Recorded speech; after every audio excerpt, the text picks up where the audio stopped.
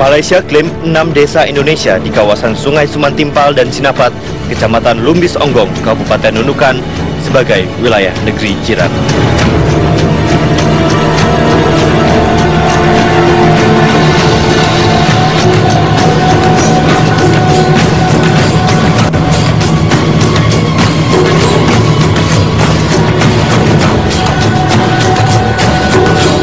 Desa Kuyo, salah satu desa yang terletak di perbatasan Indonesia dan Malaysia, semakin hari penduduknya semakin berkurang.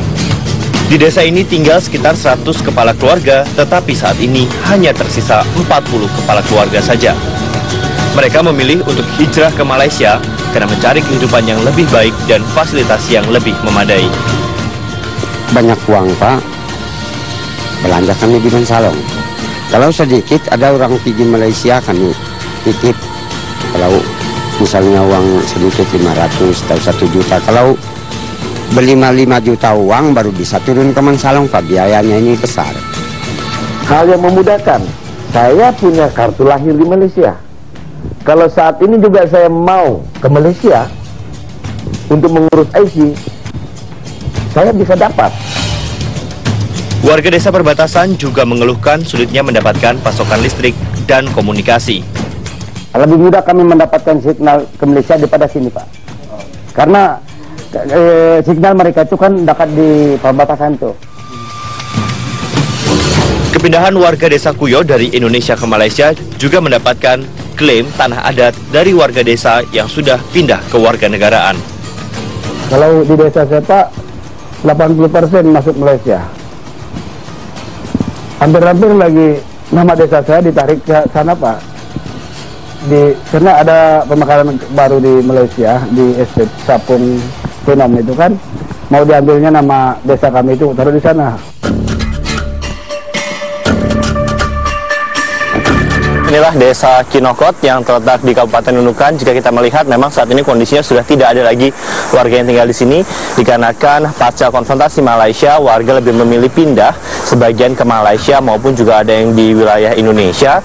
Dan saat ini memang ini tidak lagi masuk dalam region desa yang ada di Indonesia, dikarenakan memang warganya sudah banyak yang pindah ke desa lain. Dan satu hal yang cukup menarik, di belakang sana ini sudah Malaysia, sementara pada bagian di tepi sungai yang sebelah sana ini adalah wilayah kedaulatan Negara Kesatuan Republik Indonesia.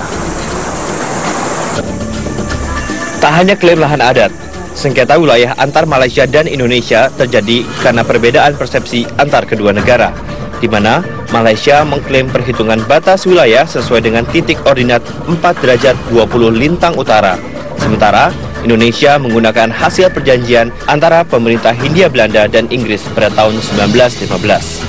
Data pemuda penjaga perbatasan menyebutkan setidaknya ada 2 kawasan yang disengketakan, yaitu kawasan Sungai Sumantimpal dan Sinapat, yang juga akan menyebabkan sedikitnya 6 desa menjadi wilayah Malaysia. Masalah sengketa lahan antara Indonesia dan Malaysia bukan kali ini saja terjadi. Sejumlah sengketa seperti Blok Ambalat di Kalimantan Utara pernah diklaim masuk menjadi wilayah kedaulatan Kerajaan Malaysia di bawah Kesultanan Sabah. Wilayah seluas lebih dari 15.000 km persegi ini pada tahun 1979 sudah dimasukkan Malaysia dalam peta wilayah kedaulatannya. Selain itu, pembangunan mercusuar Malaysia di perairan Tanjung Datuk, Sambas, Kalimantan Barat juga sempat menjadi sorotan atas sengketa wilayah antar negara tetangga ini. Mercusuar ini dibangun Malaysia setelah mengklaim perairan tersebut masuk dalam wilayah kedaulatannya. Namun, akhirnya bangunan mercusuar ini sudah dibongkar pada Oktober 2014 lalu. Menteri Desa, Pembangunan Daerah Tertinggal dan Transmigrasi Marwan Jafar menyebutkan pihaknya siap memfokuskan perhatian terhadap wilayah perbatasan sesuai instruksi Presiden. Kami sudah mendapatkan instruksi dari Bapak Presiden untuk membangun daerah perbatasan itu semaksimal mungkin dan sekuat yang sumber daya yang kita punya. Masyarakat perbatasan yang menjadi garda terdepan memang syarat dengan berbagai masalah. Warga negara Indonesia tergoda dengan janji kehidupan yang lebih baik di negeri jiran, membuat mereka memilih tinggal di Malaysia dan berganti ke warga negaraan.